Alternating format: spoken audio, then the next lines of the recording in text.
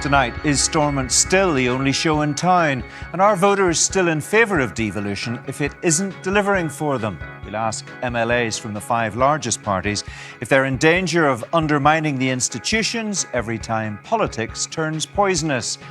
And if Stormont is in so much trouble, is reform the only answer? We're nearly 30 years on from when they were designed, and if you had a car that was 30 years old, you'd put it in for an MOT. If you had a house that was 30 years old, you would renovate it. We've got institutions that are nearly 30 years old, and no one has anything to lose. We'll ask if changing the political system is the only way forward.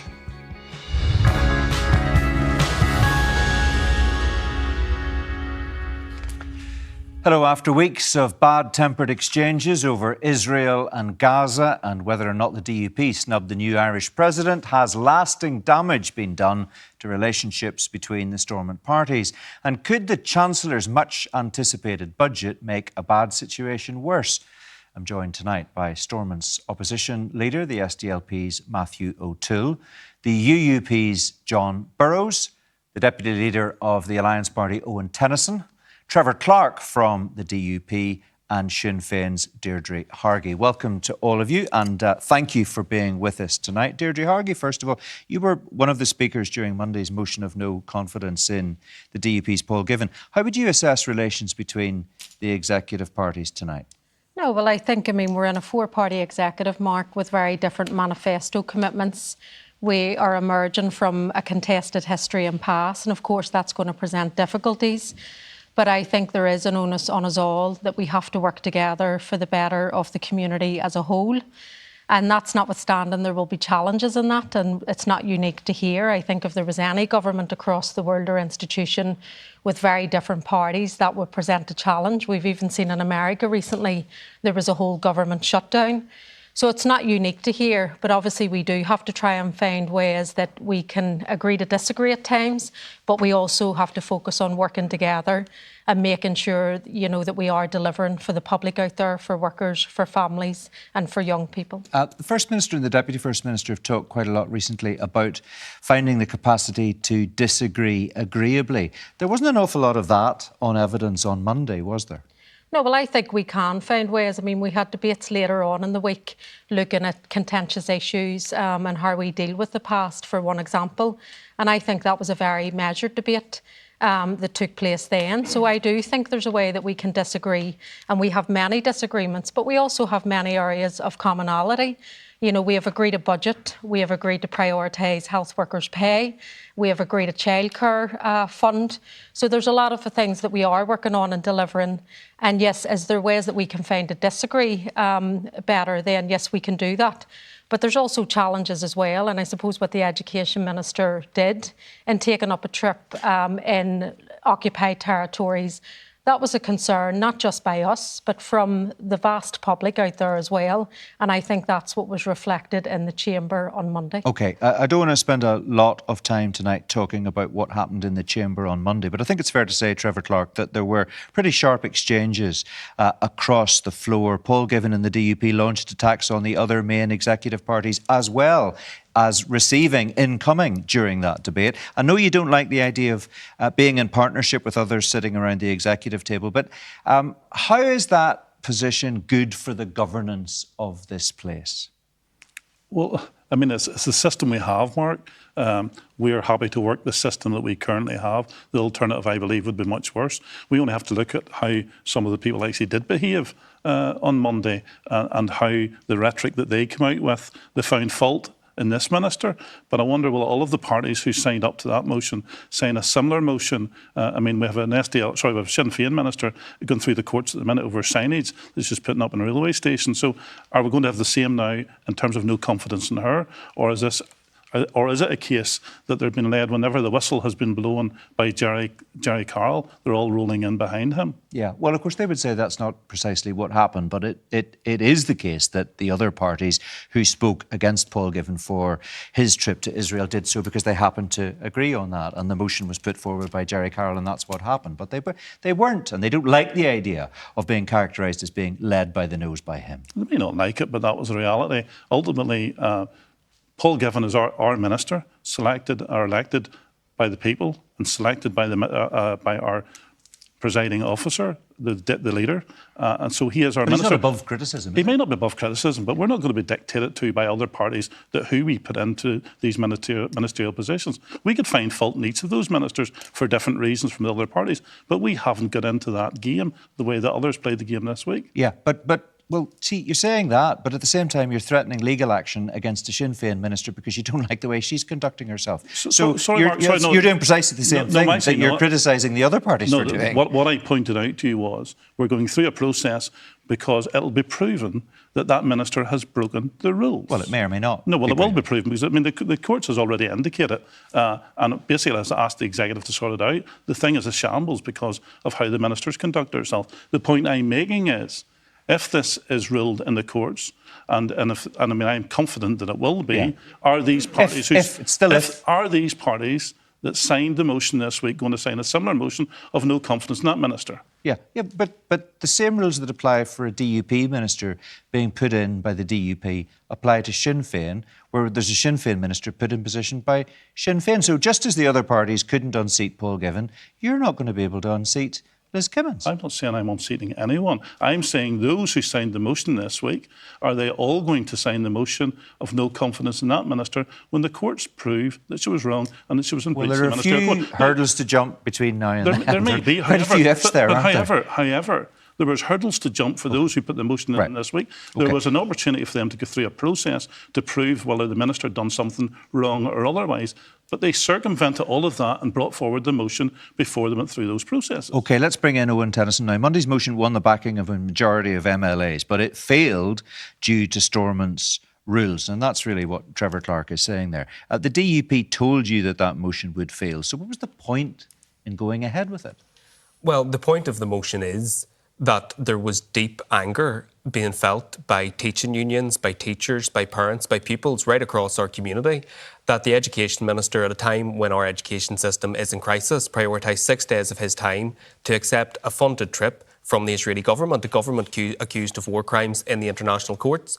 But not only that, he then used public resources to promote that trip. And I believe he was in breach of the ministerial code by not having officials there when he was meeting others in Israel in an official capacity. I don't want to relitigate that visit because we talked about it a lot on last week's programme. My question, I suppose, just to bring us up to date, is did Monday's motion of no confidence in the DUP minister help the concept of partnership government in Northern Ireland, which, whether we like it or not, we depend upon in this executive? Well, what doesn't help partnership government in Northern Ireland is this culture of impunity that exists. I believe in any democracy, the Parliament should have the opportunity to hold ministers to account.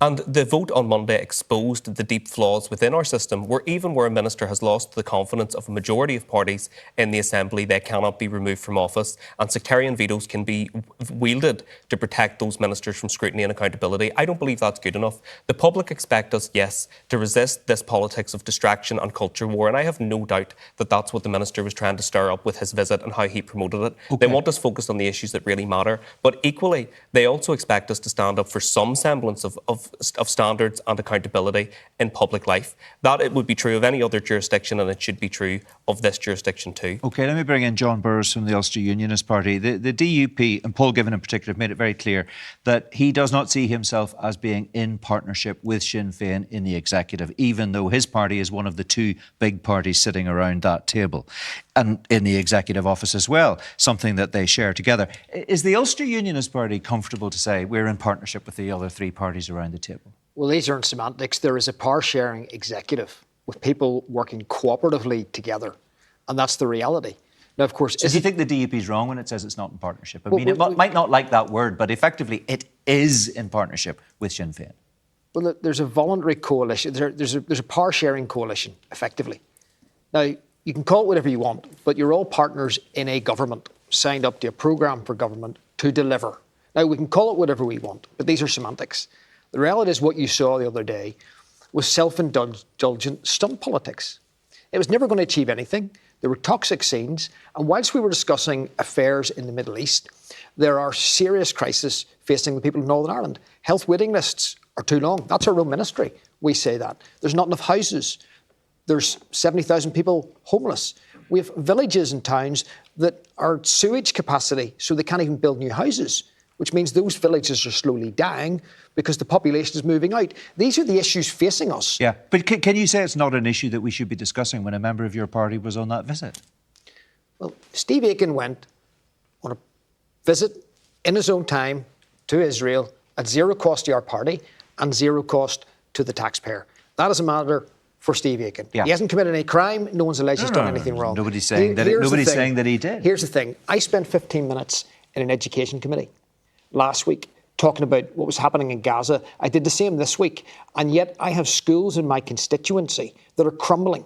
I have children who go 3 hours to school every day who have special education needs because there's not enough school places for them.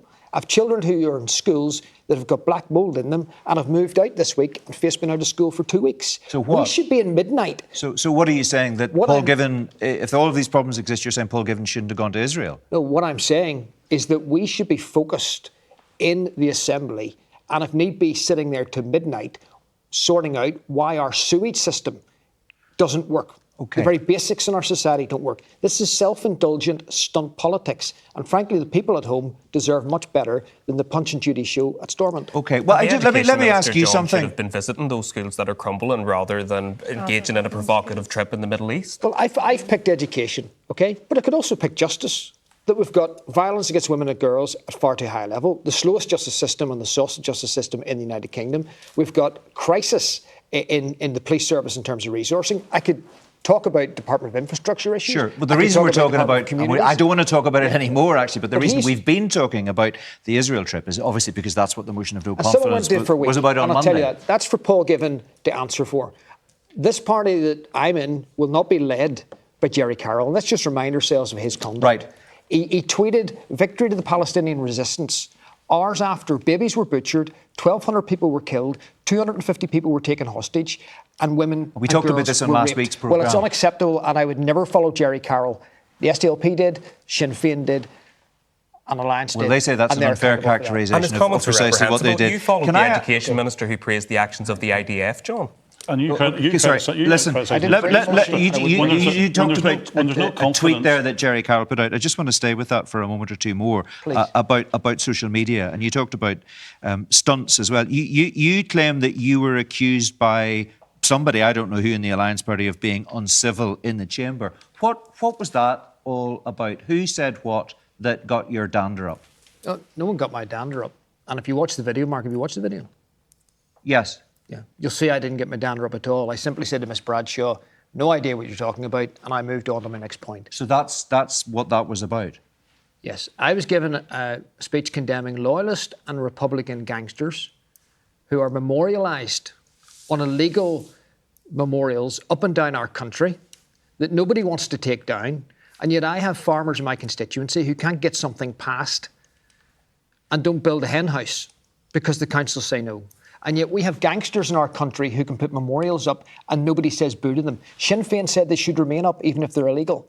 That is the state of politics in this country. And whenever I was calling that out, Miss Bradshaw seemed to have some sort of outburst and say that I was disgusting and disgraceful. Right. Well, if saying that memorials to paramilitaries are wrong when they're illegal is disgusting, I'm happy to be called disgusting. Okay. I'll stand for my principles. Paula Bradshaw was on Sunday Politics explaining the motion that she was bringing forward to the Assembly this week. She's not here tonight, obviously. But just, Owen Tennyson, do you just want to come back on that and address the charge from John Burrows directly? I wasn't in the chamber for the debate, but I'd be very surprised if Hansard reflected it. I've seen the clip, and it certainly isn't reflected in the clip.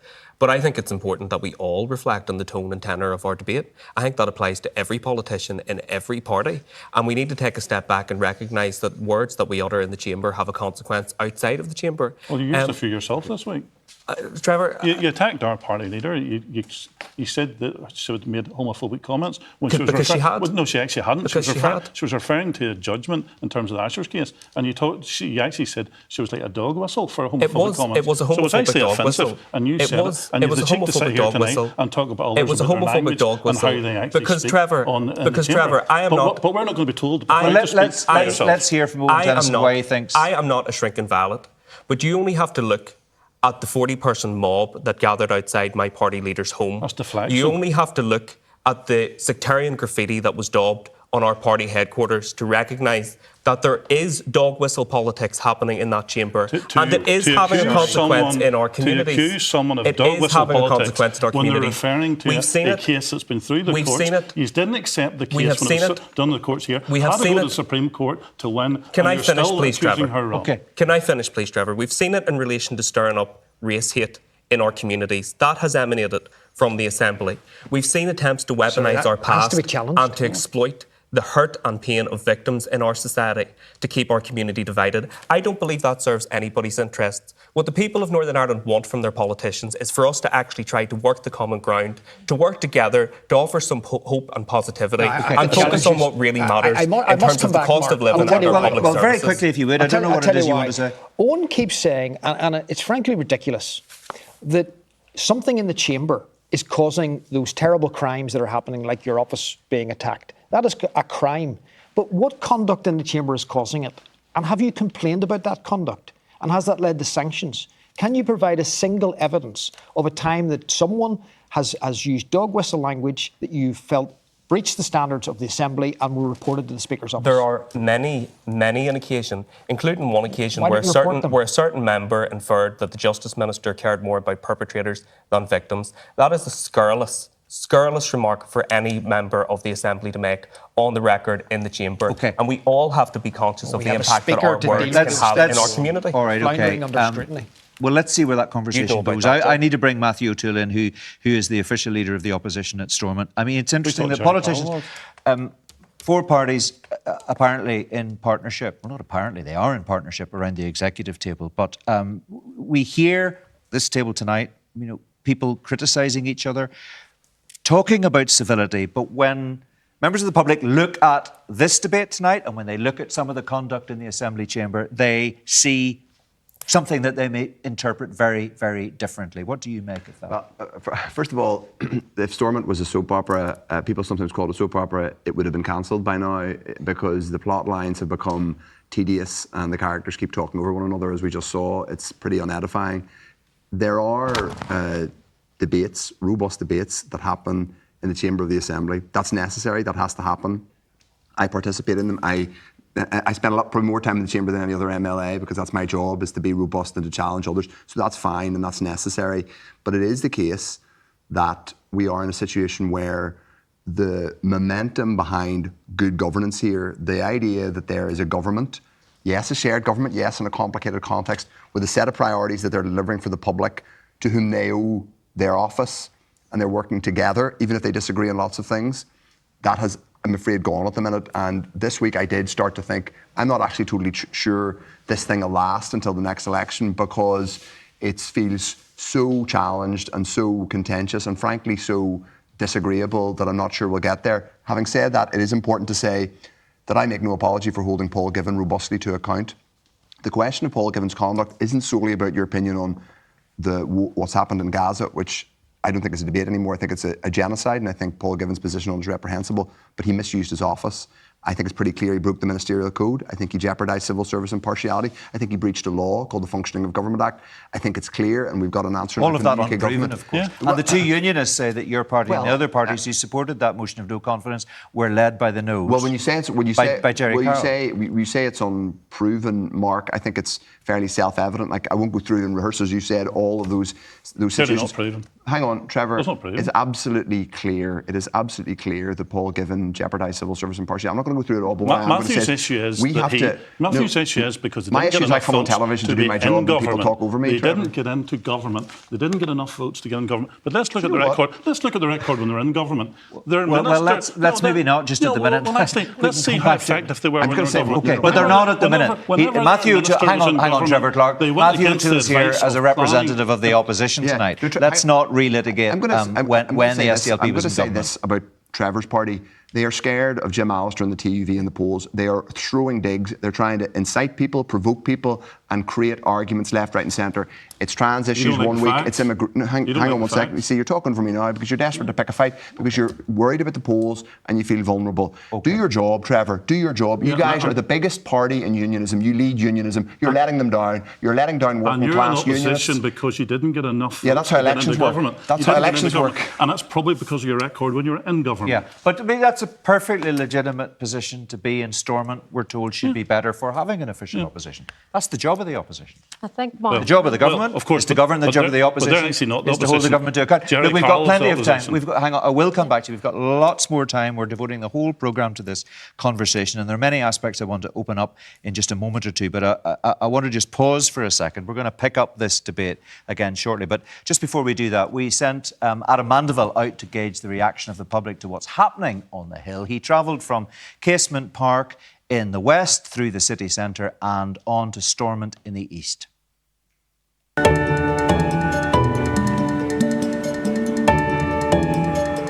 I don't think Stormont is working currently at the moment. We're still stuck in this old school politics of us versus them. I don't think they're doing their jobs as they should be. I need to see more action on what they can do to help everyone here.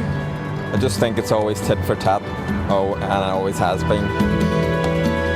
I don't think they value young people enough as they should, because they are focusing on majorly bigger issues like Gaza and the education minister, so he's not really supporting us at the minute. I think it does damage people's confidence in the Assembly when they see those kind of sort of pantomime politics, which just turns the Assembly into a circus essentially.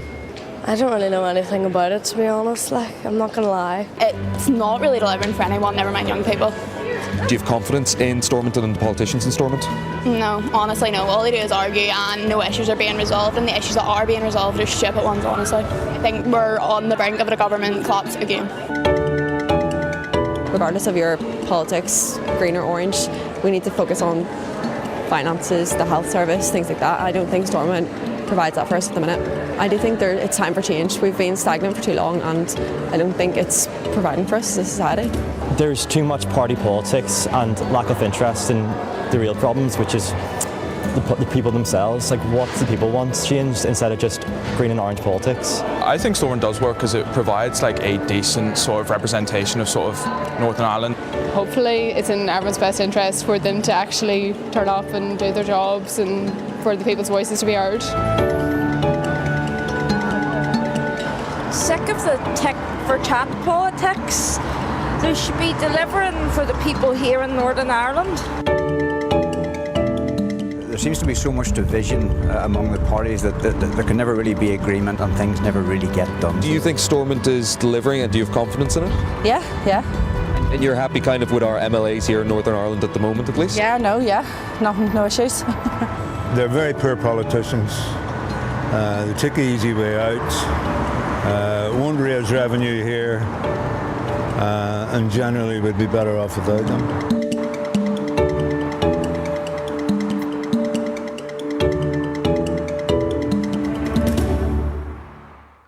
Adam Mandeville asking the questions. That must make fairly grim viewing for you all, I'd have thought. Deirdre Hargey, isn't there a danger if you keep finding reasons to perpetually attack each other? You are simply undermining the institutions. Well, I think, Mark, if you'd done a vox pop like that anywhere across these islands, you would have a degree of negativity, and I can understand that. I'm in the Assembly, and I know Sinn Féin are there because we do want to make the institutions work. We want to make politics work for hard-pressed families across our communities. I mean, I understand that, and look, that's not scientific, but it does show a snapshot of the public cheesed off with the way politicians yes, and are we have to be conducting connected themselves. to what people's concerns and things are. And I've seen a lot of young people in that clip as well. And I know there's been a focus on some of the arguments this week, but there's also really good work being done as well. I mean, in terms of students and young people, there was an increase in 50 million within this financial year for student support, and that's supporting over 35,000 students. You had the glider bus there. Ministers across the executive have come together to look at nighttime buses within Belfast as a pilot. We have recently, this month, agreed to move forward with the pay and conditions deal for our health workers. Yeah. And again, okay. there was First Minister pledged support. action on the A5 and Encasement Park. No serious movement on either of those projects. But Mark, there is work being done. We're moving a mother and baby loss certificate scheme. You know, we're looking at bail and custody conditions for children and young people. So there's progressive legislation which is beginning to move through the Assembly. Now, the commitment in terms of infrastructure, obviously the A5, the executive and all of the parties, and I would say even the opposition as well, want to see that project delivered. It has had obviously issues in terms of legality, and that's nothing to do with fighting within Stormont.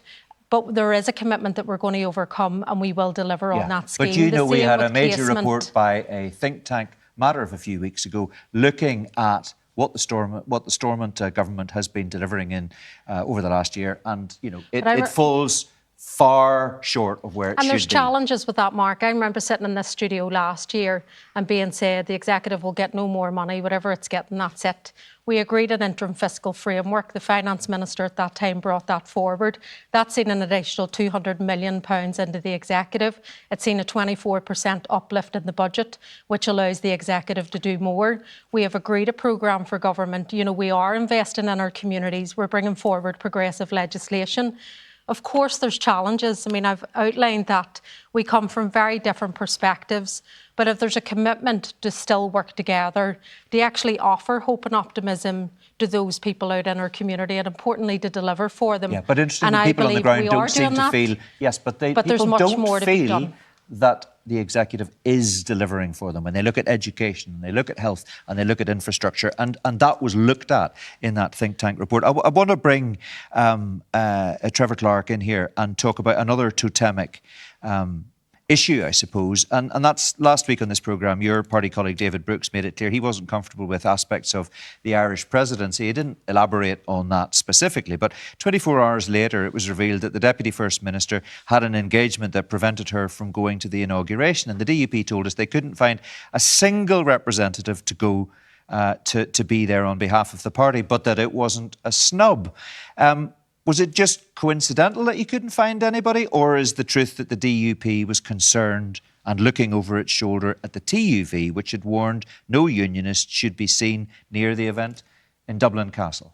Can I remind you, Mark, that the event was on Tuesday, which is a sitting day of the Assembly. So there's an expectation that our members are there in the Assembly to participate in the business of the Assembly. And of course, Emma Little Pengelly, though it was a sitting day, was able to go to other events and not be in the Assembly. And was in the Assembly as well. And our party leader did pass on his best wishes. So, I mean, for us, we are elected to the Northern Ireland Assembly, and primarily that's where we should serve our time on the sitting days. Yeah, OK. And there wasn't a single person, not even a councillor, not even a councillor who wouldn't be an MLA or an MP who would have been available to go. And if you'd have sent a councillor, you'd have said it was a snub. Well, I wouldn't have said anything. I mean, other people might have said that, but they might have said... They're going to find reasons to be offended. The best wishes was sent... I suppose the point is that the precedent was set by your former party leader, Peter Robinson, when he went before, 14 years ago, to Michael D. Higgins' first inauguration. We're talking about the Irish Republic and a president for the Irish Republic. We were focusing on the business where we belong here in Northern Ireland, and our representatives were there on Tuesday representing the people who voted for them. OK, yes. What we might be talking about is good neighbourliness and outreach. And what we saw was Michelle O'Neill, of course, laying a wreath at the Cenotaph on Sunday. And we saw Micheál Martin, the Taoiseach, laying a wreath at the Cenotaph in Enniskillen on Sunday as well. And we know Sinn Féin will say Michelle O'Neill was at the Queen's funeral and she went to the King's coronation. And that party feels, and others feel, that the DUP hasn't reciprocated. And that would have been a good opportunity for the DUP to do that, but you chose not to find someone to go on your behalf.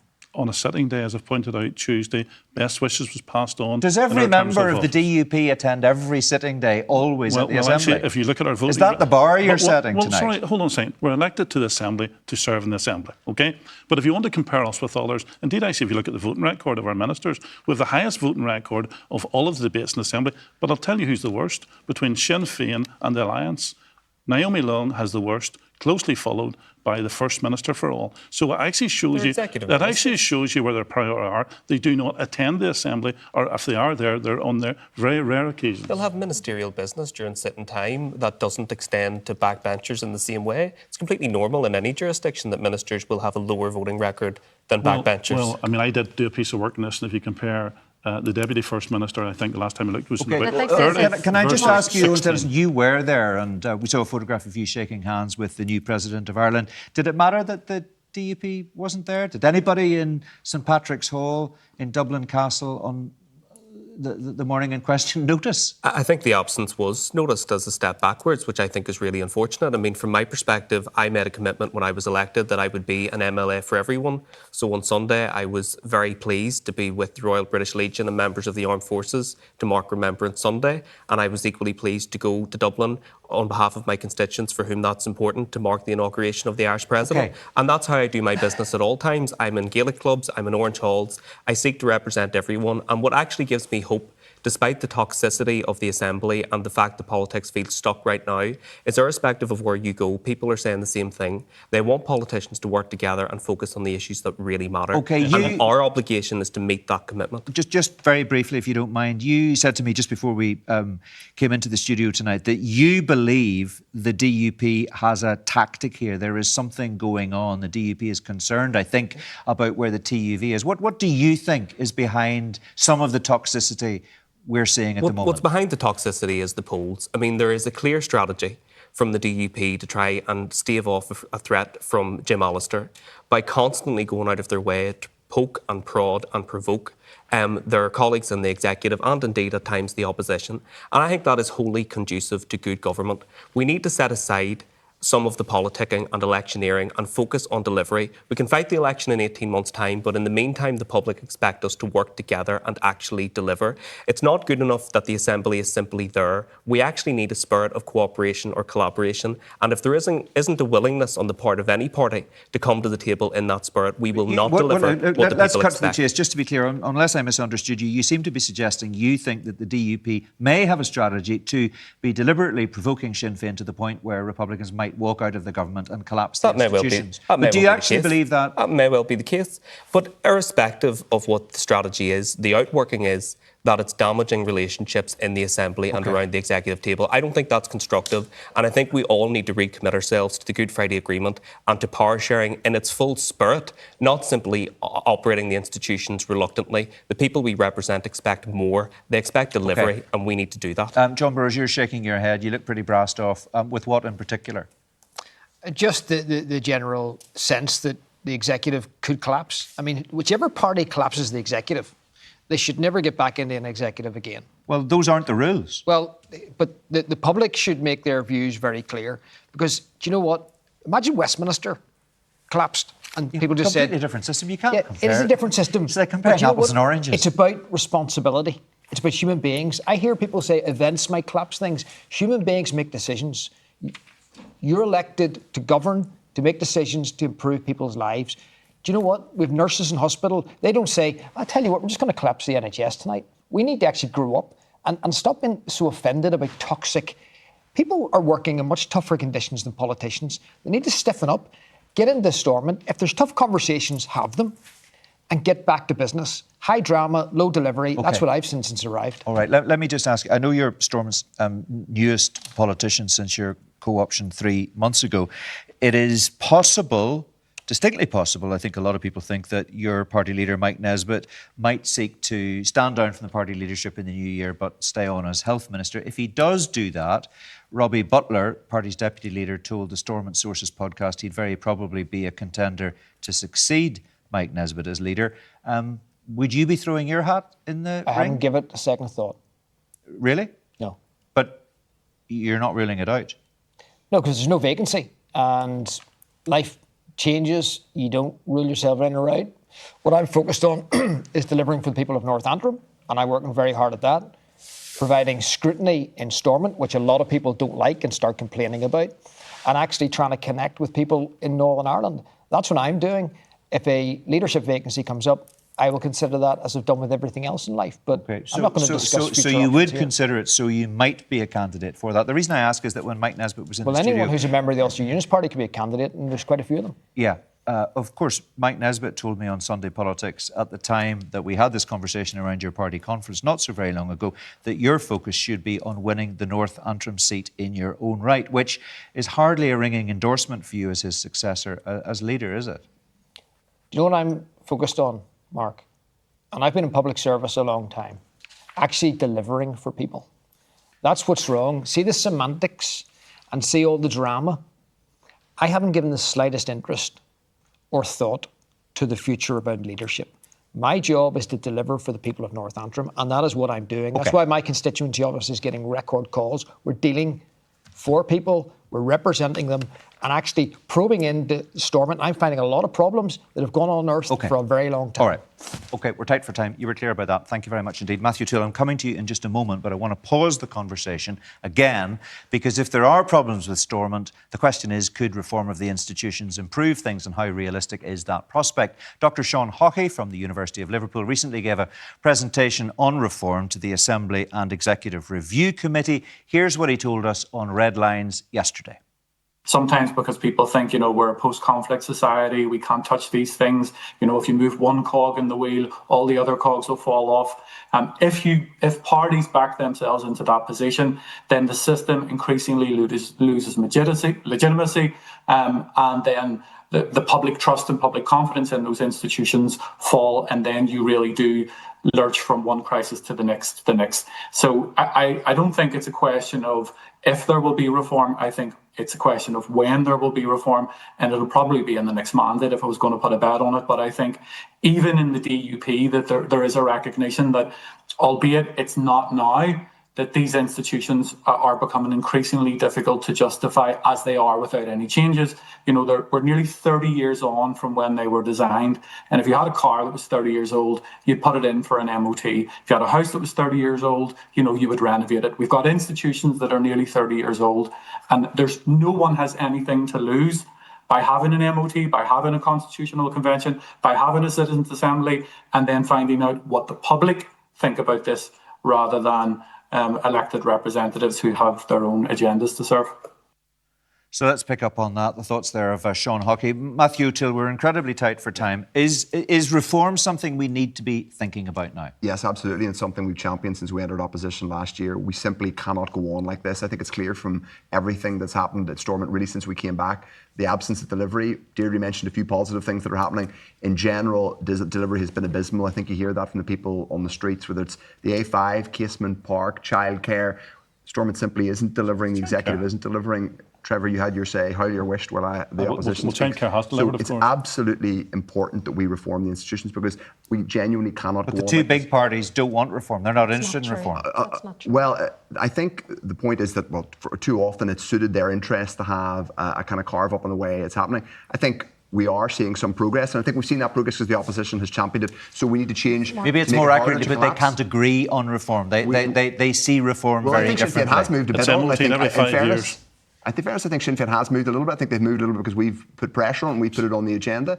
We're going to keep doing that. I would also say this: you can't have a situation any longer where parties can collapse the institutions. You also can't have ministerial impunity, nor can you have a situation where the public has absolutely no trust in devolved government. All right, we're out of time, folks. I wish we had more time. I don't know where the time has gone to tonight, but we will get you back and pick this up in due course. That's where we have to leave it. Look out for the latest episode of our Red Lines podcast, which you can find now on BBC Sounds or by going to the BBC News NI website, where you'll find all our politics content in the one place. I'll be back at the weekend with Sunday Politics at the usual time of 10 o'clock on BBC One and iPlayer. For now, from all of us, thanks for watching. Good night.